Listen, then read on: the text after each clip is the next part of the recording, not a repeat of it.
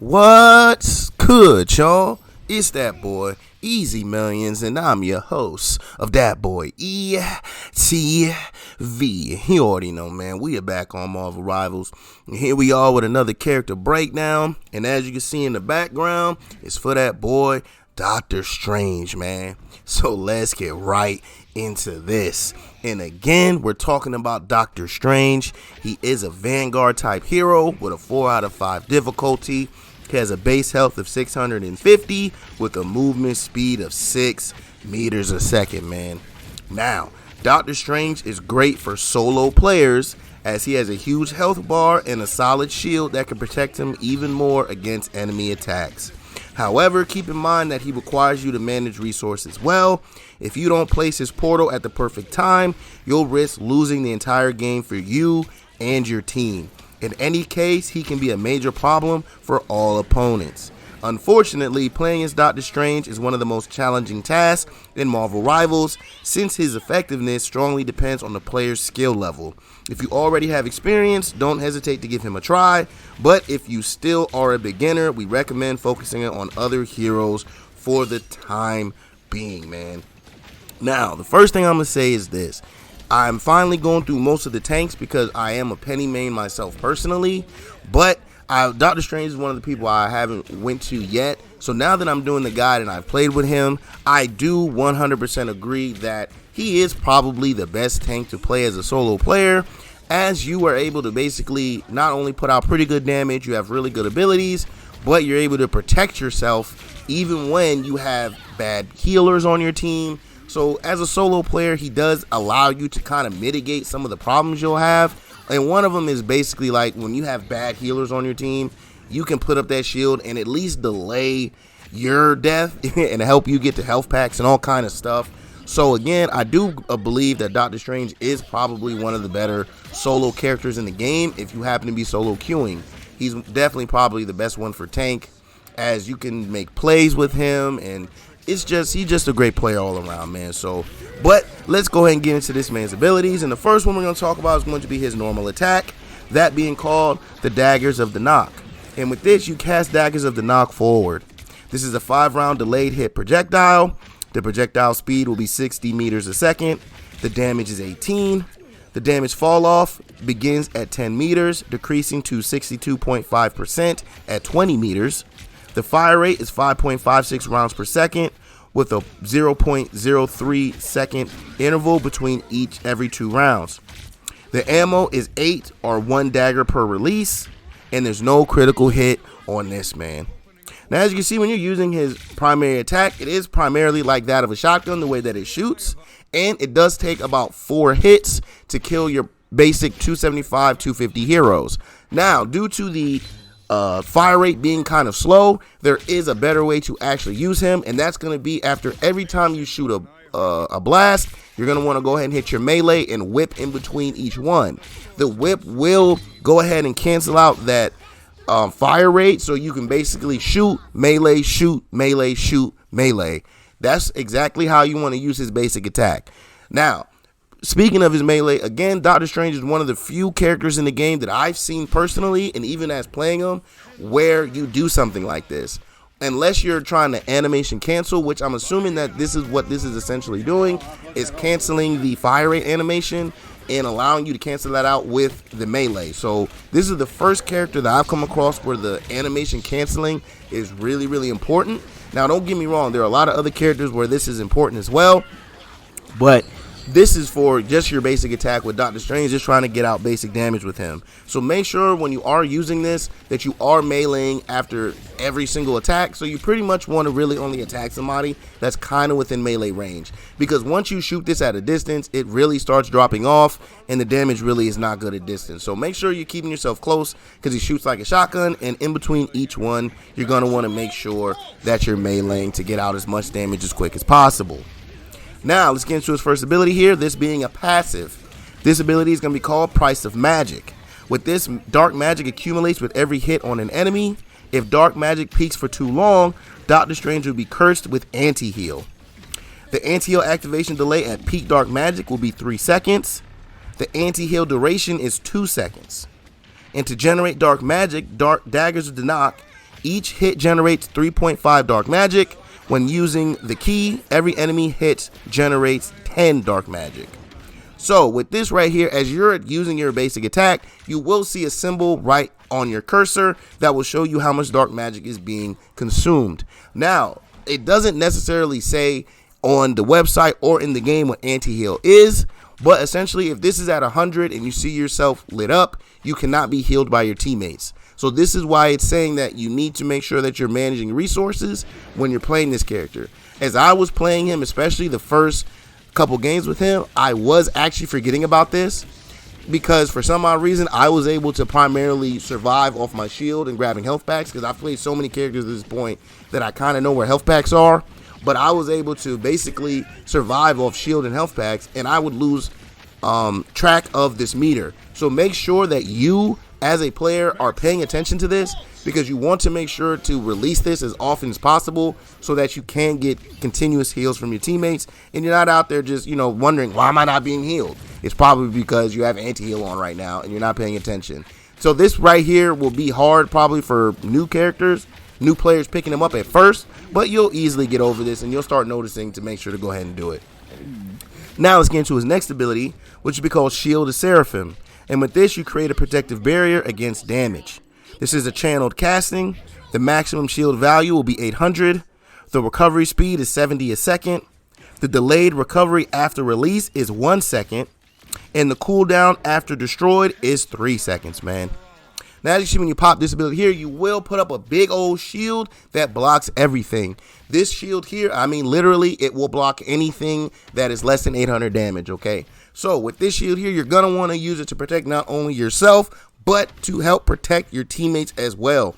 This shield will protect your teammates from Scarlet Witch ults. This will protect you from Maximum Pulse from Iron Man. This will protect you from Magneto. All these projectile-based ults, or even the ones like Scarlet Witch, which is more of like an energy wave, this will protect you from every single one of those. So again, this is why he's so great as a solo character, because you can basically save your teammates more often than not by just being in the way. Another good use for this shield is for Hela's ult, as you can go ahead and fly up there. We haven't got to that ability yet, but you go ahead and fly up there and put this shield right in front of her face, and you essentially cancel out her ult completely. So this ability here is very, very good, as it literally cancels out a lot of people's ultimates and will allow you to protect your teammates beyond belief. So I can definitely see why Doctor Strange is a great solo character. And just learn how to manage your shield, okay? Because once it's destroyed, you have to wait 3 seconds. But if it's not destroyed, there's a very, very slow 1 second delay. Now, what's crazy is Captain America has a quote-unquote 1 second delay. But with Captain America, there's actually a 1 second animation before the 1 second delay actually occurs. So it takes Captain America around 2 seconds to bring up his shield if he puts it down without it being broke. Unlike Doctor Strange here, who you can just put it down, put it up, put it down, put it up, put it down, put it up with no problems. It's kind of weird that he can actually cast a shield spell and put that up faster than Captain America is able to just raise his arm. So it's very weird, but at the end of the day, this shield is the best shield in the game. It blocks pretty much everything, and it'll help not only you, but your teammates as well, man. Now, on to his next ability, which we call Pentagram of Falarala. And I'm pretty sure I butchered that, so I'm sorry if I did. But it opens portals between 2 locations, enabling all units to travel through them. This is a multi-segment release with a duration of 20 seconds and a cooldown of 180 seconds, man. So this ability here allows you to place 2 portals. When you first pop it, you will see him stand there twirling his fingers, and you will see a circle come up in front of you. Now, I'm going to try to explain this the best I can, but when you first see the circle popping up in front of you, if you want that circle to be the initial point, all you have to do is start moving the circle away, and the initial circle you see pop up will remain there. So you leave that, go fly forward, and then place the second one. Now, if you do a portal and you want to place the initial portal somewhere else and not directly in front of you, once you put it and you see the circle come up, you want to hit the right trigger, which will say place. This will allow you to move the initial entrance of the portal somewhere else, and then once you place it there, it'll then allow you to put the exit portal. Now, this ability here is very, very limited to the imagination of the player. you can use this for multiple reasons. The main one is to go ahead and get your team in the back line of teams, especially coming out of the initial spawn on Convoy, which is a very good use for this. Another use is when you're on defense in Convoy, you can go ahead and use this to place portals to throw your enemies off the edge, especially as they're coming out of the spawn. This is another cheeky way to get easy kills and to take people out early, but this one might not work as well anymore. But the other better way to do this is if the other team has a Doctor Strange, you want to wait for him to actually place his portal as he's placing it, and you want to start to put your entrance right in front of his. This way people jump through thinking it's the teammate's one when it's actually yours. Also, another good use for the portal is going to be to cut off lanes. So you can put the initial entrance of the portal on like the exit of their spawn, and then put the other exit of the portal on the other entry of their spawn. So when they try to leave the spawn, they have to jump through your portal, and when they jump through it, it puts them right back into their spawn again. This is one way or an example for you to go ahead and trap enemy teams with your portals. So again, it feels to me the limitations of this ability is limited only to the imagination of the player and how they are able to effectively use these portals against the enemy team. So just make sure, and I think this comes with muscle memory and playing with them over time. And as long as you do that, I believe you will just learn to use this in very, very unique ways. And eventually, it'll just be to the point where you're annoying the other team. So again, this ability here is very, very good, and it's limited to the imagination of the player, man. Now, let's get on to the next ability. This one being called Maelstrom of Madness. And with this, you release dark magic to deal damage to nearby enemies. This is a single cast spell field that surrounds the caster. The range is an 8 meter spherical radius. The damage is each point of dark magic deals 1.3 damage. Fall off begins at 5 meters, decreasing to 70% at 8 meters. And the cooldown will be 8 seconds, man. Now, as you can see, when you pop this here, you will release any and all dark magic stored up from your normal attacks. This attack here is very good to finish off low health enemies, or just to make sure that you are keeping off your anti-heal. So when you're using this ability here, me personally, what I found to use it as, anytime it's at 100%, it should usually be off cooldown by then. So again, you will go ahead, anytime it's at about 100%, you're going to want to go ahead and release this, because you want to make sure that you do not acquire anti-heal at all. It does pretty good damage while you're doing this, and since for the most part you're going to be close range anyway, because you want to be close to get the most out of your normal attack in your melee, when you hit this, you should get the most damage out of it. You want to try to save it for when you actually have 100%. But even if you're like 50%, 70% or whatever, if you happen to see a low health character, this is a very good move to use to finish them off as they're trying to run away with you. Or let's say for some reason you're doing your shotgun melee, and then you have to reload. Instead of reloading, go ahead and shoot this out, and hopefully you have enough dark energy stored up in order to finish off your opponent. So again, this is the other ability that you need to make sure you're managing the resources, as you have to be paying attention to the dark meter on your screen to make sure you don't have anti-heal, and also to get the most damage out of this attack, man. So just make sure you're managing your resources very wisely.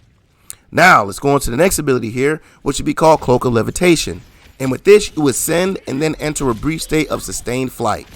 With this is an instant casting. The dash distance is 8 meters. The free flight duration will be 6 meters, and the cooldown is 15 seconds, man.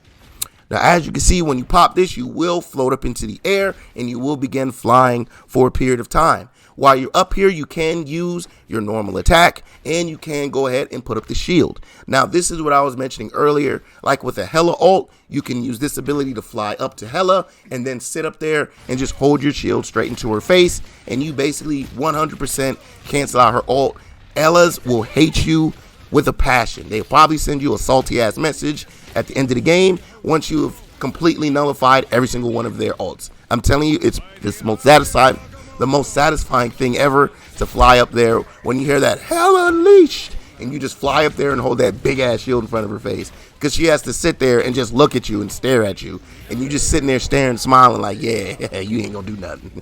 You know what I'm saying? So this ability here is very, very good. Also, this Cloak of Levitation is very good for escapability, as when I was playing, if I did find myself in a very bad situation, I could pop this. And a lot of times, if you're in a big team fight, A lot of times by going up in the air and floating off, people will stop shooting at you or focusing on you because there's other people within their sight lines. But this doesn't always work, but it is a certain way to go ahead and try to attempt to survive, as you can float up in the air, put your shield, and just try to fly backwards. And with this, you actually move, I believe, a little bit faster than your actual movement speed, I believe. It doesn't actually say here what it is, but I believe you do move a little bit faster. So again, escapability. Use it to get up to like hella ults. You can also use it to get up to like other like high places, second floors, top of bridges, whatever you want to do. So again, this move here can just, I feel like this move is basically limited to the imagination of the user, how you can really take advantage of this. So just make sure you're paying attention to what's going on and come up with ways to take advantage of it. Now, the last ability we can talk about is definitely going to be his ult, which would be called the Eye of Agamotto. And with this, you separate nearby enemy souls from their bodies. Damage dealt to these souls is transferred to the physical body. This is a single cast spell field that surrounds the caster. The range is a 10 meters field radius. The damage is 60. The soul separation duration is 3 seconds. And the energy cost is 3,400, man. Now, as you can see, when you pop this ability here, you will go ahead and yell at that Eye of Agamotto, and you will see everyone within range will be stunned, and you will see a little green ghost being popped out their bodies. While they're in this stun state, you can deal damage to them, and they will take damage, whether that's to their actual physical body or to the souls themselves. Doesn't matter which one you hit, they will take the damage altogether. Now, this ult, in my opinion, is definitely one of the best in the games, as this ult will stun so many people, and with a stun like this, you can get off so many other ults and combinations. Like, you can stun someone and hit them with the maximum pulse. You can stun someone in Magneto. You can stun someone and then do the Scarlet Witch ult and pretty much kill everybody. So again, using this ult, even if you don't use this ult as a way to team up with other ults, it's still very, very effective, as keeping people still for 3 seconds, especially your 275, 250 heroes, can be instant death for pretty much a lot of characters in the game. So even if you're not using this in combination with other ults, just using this at the right time to stun the entire enemy team for your team to lay down damage is highly, highly effective and very, very needed. So again, you can also use this. A big play with this that I'm going to let you know is, if you get good with your portals and understand how to place them, you can place your portal when you have your ult. You place it, put the portal above the enemy team where they're standing. The exit of it, you place the initial one right in front of you, place the exit portal above the enemy team's head where they can't see it, and then you jump through, and as you're jumping through, you initiate your ult. This way, when you land, you won't actually give the enemy team enough time to spot you and take you out before this stun actually happens. So again, you can mix your ult in with the portals, and again, this is what I mean by the portals are limited to the imagination of the player here. But the best Doctor Stranges you're going to see are definitely going to do that play I just told you. They're going to portal their way in, jump through the portal, and use this stun, and have their team follow them through the portal. Okay, that's going to be one of the biggest plays you can make as a Strange. So make sure you're paying attention and not limiting your imagination to simple plays, okay? Because you can do some amazing things with this, all right? So again, the Eye of Agamotto, in my opinion, is definitely one of the better ults in the game, man. Especially when you mix it up with his other abilities. Now, the last thing we need to talk about is going to be his team-up ability, and that'll be called Gamma Maelstrom. And with this, Hulk charges Doctor Strange with Gamma Radiation. When Doctor Strange uses Maelstrom of Madness, he unleashes Gamma Maelstrom, which is basically an axis. You basically release Gamma alongside your ability here. So, this is a single cast spell field that surrounds the caster. The range is a 10 meter field radius. The damage is each point of dark magic deals 1.4 damage, with the fall off begins at 5 meters, decreasing to 70% at 8 meters. The cooldown will be 8 seconds, and the special effect, at peak, dark magic will no longer be subject to anti-heal. So, now hearing that, again, this is one of these things where in the game, it doesn't tell you this, but online it does. I was not aware that this team up does go ahead and cancel out your anti-heal. You don't even have to worry about that anymore if you have a Hulk on your team. Wasn't even aware of that. But outside of that, this only just adds more damage to your Maelstrom of Madness, as it does give you excess Gamma Radiation to go ahead and put out more damage. So essentially, it allows him to have more damage, and it prevents him from having the anti-heal ability take effect. I was not aware of that, But with that being a thing, now I understand why this team up is considered one of the best, as Hulk, Doctor Strange, and Iron Man are very good 3 characters to have on your team, as they all run 3 different roles. The best team ups are going to be with people who all serve in different roles and not all in the same role. So again, this is probably one of definitely the better team ups in the game. It cancels out one of the main things that are hurting Doctor Strange, which would be the anti-heal. Other than that, this is very, very good. Top tier team up in my opinion. Now, Doctor Strange, hey, after playing him, I didn't play him because I have a homeboy that plays with him and I play alongside him, so I wasn't necessarily playing him. But after playing him, I do agree. He's probably one of the best solo characters for you to play with if you're a solo person. You're able to protect yourself and your team. You're also able to make amazing plays, and you're able to put out very, very good damage on a regular basis. It's not hard, and he's very simple to use once you understand everything you're doing and once you get down to managing your resources properly, man. But once you figure all that out, you will be the Sorcerer Supreme out there, man. But this has been another one of them character breakdowns, and I hope y'all enjoyed that, man. But as always, please like, comment, subscribe, follow, share, become a supporter, and catch me streaming on Facebook Gaming and Twitch at DatBoyETV. Now, catch you on the next one. This one's been pretty long. I'm out. Peace.